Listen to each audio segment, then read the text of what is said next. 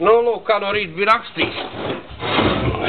rakstījis par to Leņingrads boru sāpi. Nu, tad tā sāpi vienā vietā tikai. Šī vietā. Jo šī vieta ir kniedemi. Ir saštelēta kniedēm, un tās kniedes ir vienmēr izdilušas. Nav tas caurums pat tā izdilus, kā pat tā kniede. Tā tad no afleiks noņemam nost. Kniedes izsitam ārā. Lūk, skrūve. To mēs tūlītās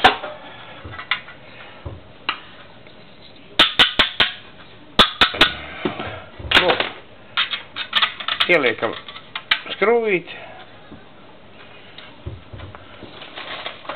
paņemam uzgriezni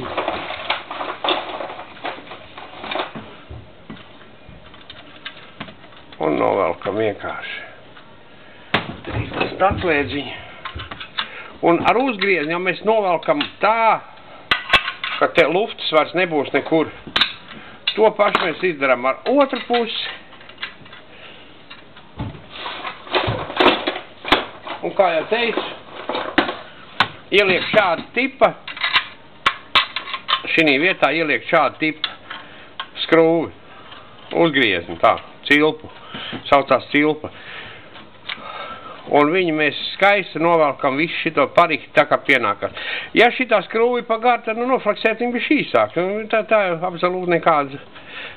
Šoreiz man laikā viņa pa garu. Šitien tā skrūvīt, šitien te būs jānofleksē nost. Viss. Un šitāds Leņingradietis jau jums veči ies. Protams, es rādu tiem, kam rokas aug no vienas vietas, un mājās to visu var izdarīt. Kāda problēma? Šķūnīts ir. Un tūlīt parādīšu, kā Leņingradietis māte var uzpravīt nagus.